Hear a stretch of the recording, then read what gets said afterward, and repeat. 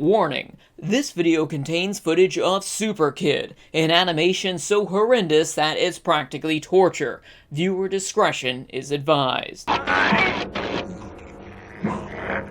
nothing more than a two-bit magician who knows a few simple tricks. With my tail, I'll squeeze the life out of you.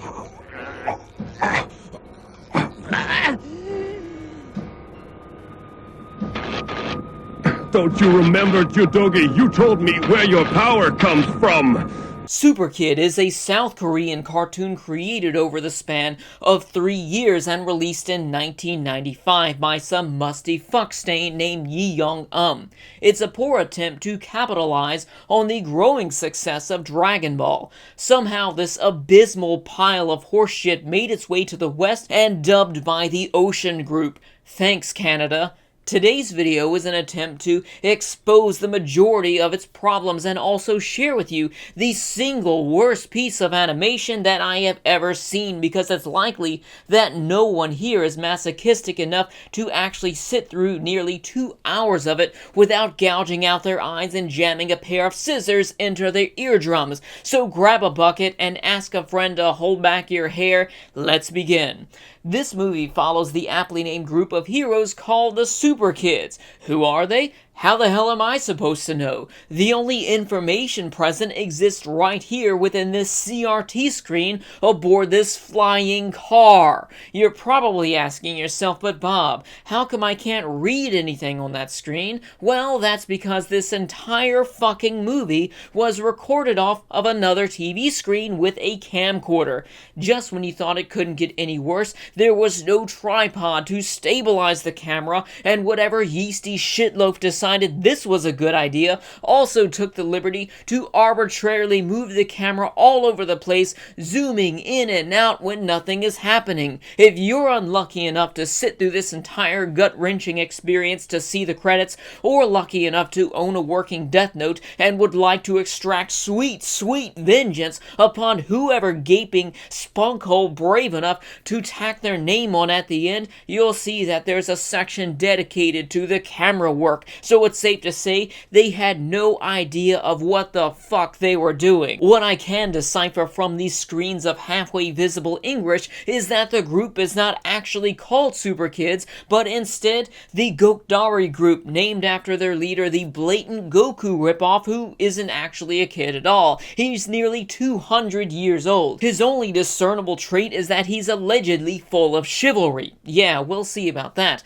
His companions include Big Boy. This 400-pound 14-year-old boy is exclusively labeled as being a coward, which is appropriate considering how much time is spent on him shivering and crying throughout this sorry excuse for a movie. My knees won't stop shaking! Oh no, I'm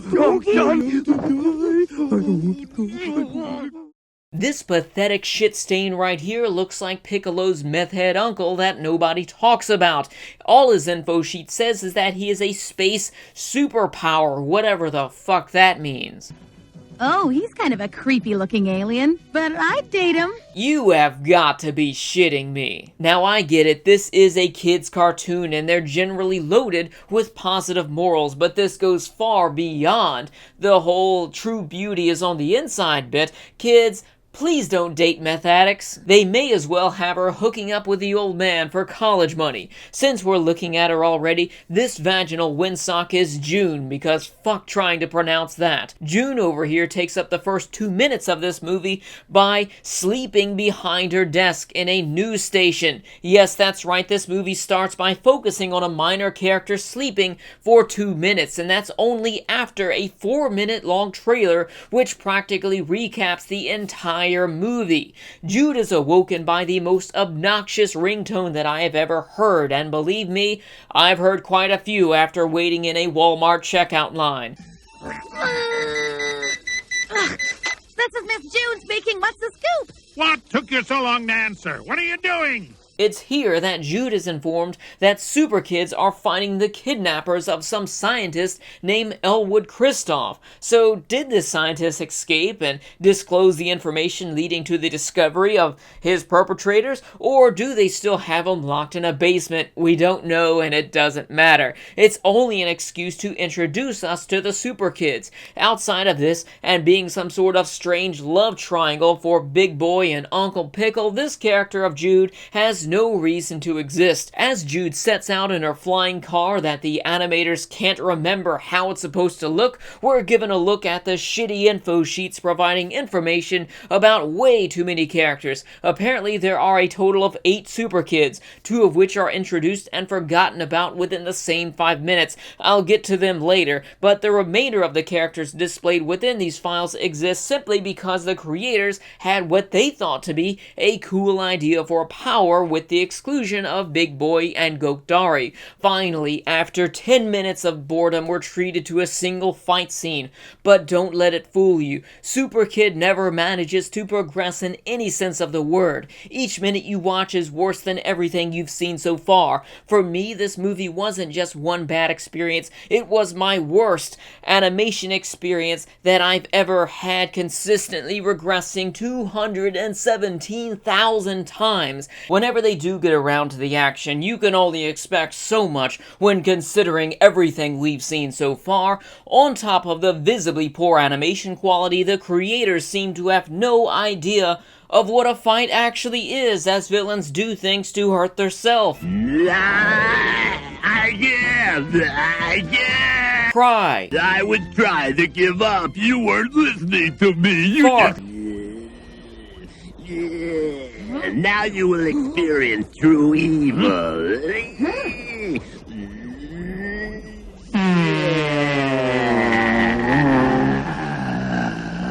And use tentacles.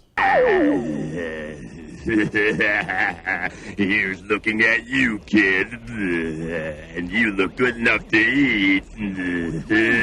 There are a lot of tentacles in this movie, so get used to that. In fact, every major villain has them and uses them several times each fight. It's no secret that tentacles are a strange part of anime pop culture, but I don't think these animators knew exactly why. Oh yeah, and I almost forgot to mention whatever the hell is happening here. My teeth! Ah! That brat has broken my beautiful teeth! I'll get you! Oh goodness, I'm really not having a very good day today. My teeth, come back! I need my teeth! Dochi, you're finished! It's obvious they intended this fight to be comical, as this is a children's movie, but in doing so they promote negative morals as Gokdari tortures and teases Wang Doji. In addition, Jude records Bazooka Joe as the remainder of the super kids tease and harass him for being naked, as he is obviously uncomfortable. These are not traits that you would like your children to pick up. And remember earlier when Gokdari's info sheet said that he was, quote, filled with chivalry? Yeah, not so much the case after all. He's kind of a bully. If I've learned anything from Dragon Age, it's that a chivalrous person never asks for a reward after completing a task. Nonetheless, Gokdari demands his $50 million reward for capturing these kidnappers.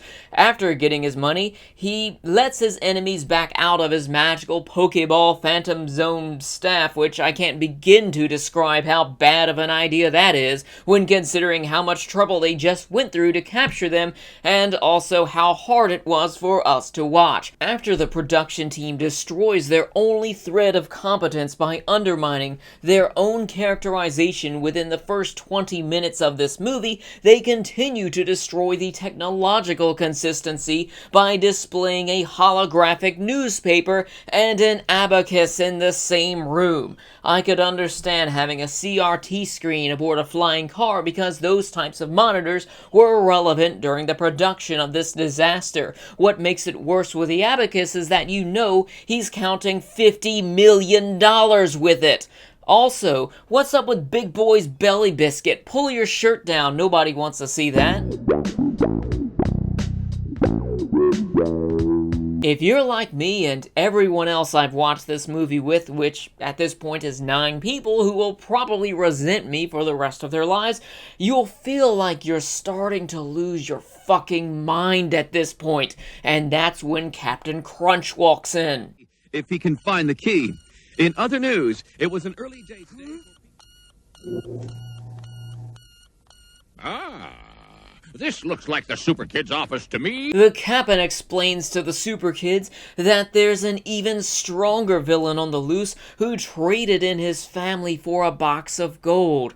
Oh yeah, and he's also committed planet-wide genocide several times across the galaxy, but it's not that big of a deal apparently, as they briefly brush over it. Anyways, the Captain offers the Super Kids a reward of $200,000 for capturing this planetary destruction machine, when a couple of kidnappers are worth $50 million. $200,000. You cannot try to fuck up this bad. You've got to be born that way. As for the other 2 Super Kids who were forgotten about in the previous fight, the girl is totally forgotten as she doesn't exist within the movie at all. And this scruffy looking dude who just so happens to have the most detail and interesting character design. Kid's office to me. Intruders!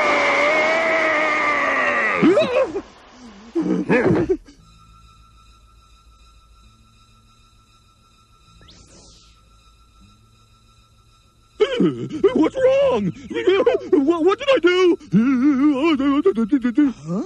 That is all you're going to see of him. As the Super Kids head off to leave Earth and fight Judogi. Perhaps you've heard of this criminal. His name is Judogi.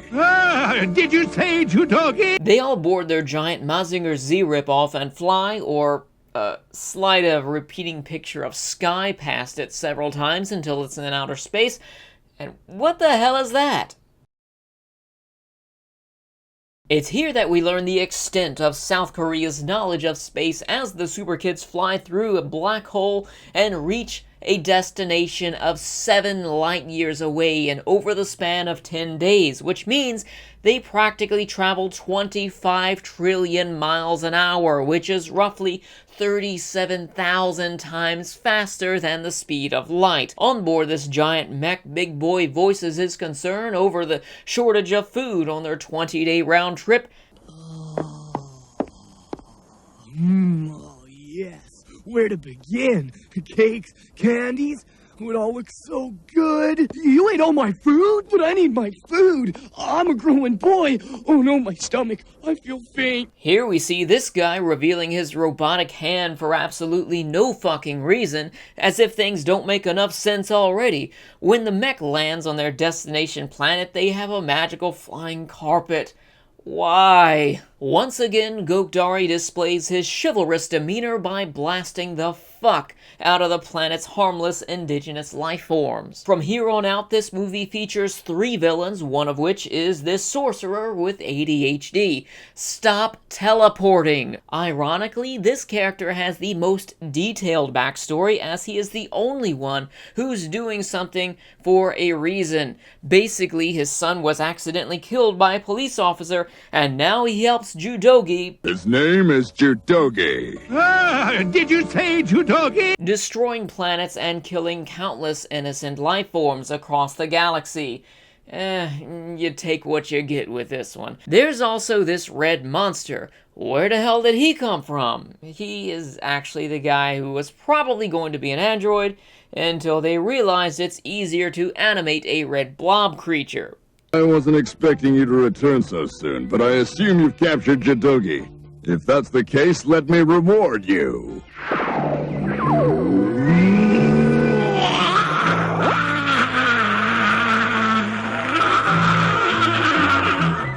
During this fight, we witness some of the movie's most memorable moments, such as male-on-male projectile nipple penetration. This epic one-liner,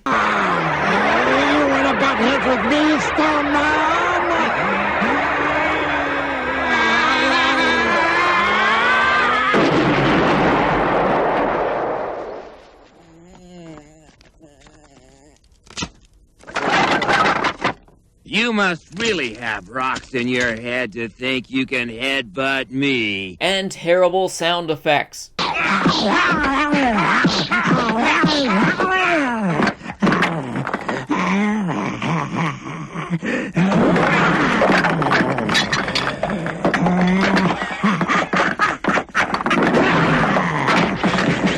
This fight manages to wrap itself up as the villain becomes afraid of ants, and again our heroes beat a scared man, or whatever the hell he is, into submission. As for our third and final villain, Judogi, the Super Kids are mostly useless against him as they spend most of this fight wrapped up in his tentacles. The tide turns as Judogi is betrayed by his sidekick Sorcerer because the Super Kids remind him of his son. His ugly son who must have died around the age of 200. The following scuffle between the two former best friends gets ugly, and of course I'm talking about the animation. Thanks to this lover's quarrel, Judogi spits out a Dragon Ball, which weakens him and strangely enough repairs Gokdari's magical Phantom Zone Pokeball staff, which was just broken not too long ago. Not sure if this was a poor attempt at adding some form of suspense, because we know by now that the staff is required to defeat the enemies, even though he just lets them out right after anyways. And what is the deal with his arms? As the fight continues, Judogi loses control of his two forms and randomly changes between being a giant armor-clad elephant and a small naked tree man. Although is weakened, the fight isn't over as he is still kicking everyone's ass, and that's when I can do that!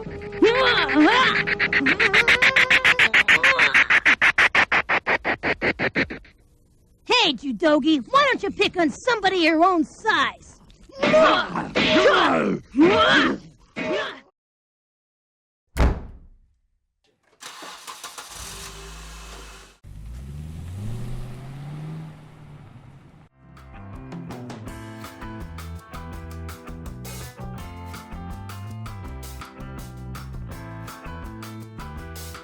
Thankfully, they managed to wrap it up right after this as Big Boy Banzai drops Judogi's crusty ass right into the Phantom Zone. The movie ends with Big Boy realizing that he will never steal Jude's heart away from Uncle Pickle and makes love to Gokdari. Sweet, sweet love. Oh yes. Oh yes. Oh yes. Oh yes. Oh yes. Actually, Gokdari takes the $200,000 and donates it to an orphanage, and everyone lives happily ever after, except for anyone who's actually seen the movie, as we all have to live with the shame of having sat through it all. I don't think I need to say much on behalf of this movie's presentation because you already know it was ass. The movie runs at 25 frames a second, which is strange because that is the standard for PAL regions, which South Korea is not. It seems to move much slower than it actually does. This is because they choose to reuse cells so many times out of lack of budget or pure laziness instead of actually animating it. There are several times when they take partial animations and repeat them, creating this jittery effect. And also whenever you see a character flying by or any sort of situation where the background is on a loop and continuously updates itself, I actually slowed that down on a frame by frame setting and just went through it that way, and I counted the amount of times per second that the background loops, and it's actually 3 times a second, so that's why it looks so jittery whenever they're flying through. It's because they have one picture of a sky that's big enough to fit the background that they have, and they make sure that it's loopable, and they just loop it from there. They couldn't draw a larger picture of sky or anything like that. They were just so lazy. On top of it all, somewhere along the line, the cells picked up so much dirt that you can see all of these white dots popping in and out on certain scenes. It's so frequent that you kind of don't notice it after a while. You just get used to seeing it. As for the audio, I can't speak for the original voice acting or quality of translation, aside from how that one girl who was never added into the film was originally said to be the old man's granddaughter, but the dub states that she is the Super Kid's secretary, which She could be both, but it's kind of weird considering that it actually says it on screen in English, but they undermine it and just make up whatever they want to say for her. There were a few times I counted when the English voice actors would actually botch their lines, such as when Gokdari says his own name instead of Judogi's,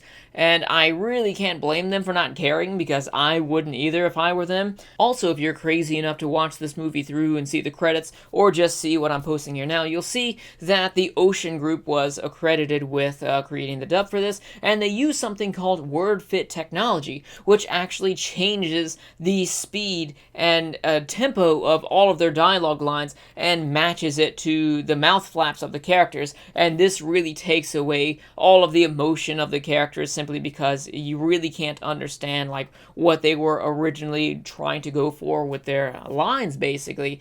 But then again, you know, it is a really shitty movie, so I can't imagine that they tried too hard to just do any of this. I wouldn't be surprised if some of these lines were phoned in. Moving on to the music and sound quality, or lack thereof, Super Kid features around 1 or 2 songs which feel like they were stolen from a 1970s movie, and I think at least one of these actually was. I can't really find the site that I read that on anymore, so don't quote me on that. The sound effects were so off that it feels as if they only had 30 sound effects to choose from, and then forced them to fit in places they don't, and there were many times where there would be an explosion, or in one case one of the characters' heads exploded, and there was just no sound to it. As for my final score, Super Kid earns a performance score of 1 out of 10 because they go above and beyond in finding new ways to fuck up.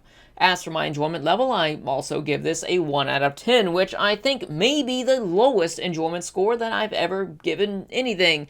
Usually if I don't care for something, I'll give it a 5 for being indifferent, but Super Kids really made me hate it. If you're interested in hearing more about Super Kids, my friend Goshen and I watched this movie together and recorded our thoughts directly after. I've linked that in the description section below as it is exclusively on her channel. If you enjoyed this video, it would mean a lot if you would subscribe and give this video a like, because I watched Super Kids 3 times. I did it for you. I suffer so you don't have to. Thanks for watching, everybody. I'll see you next time when I review Gangsta.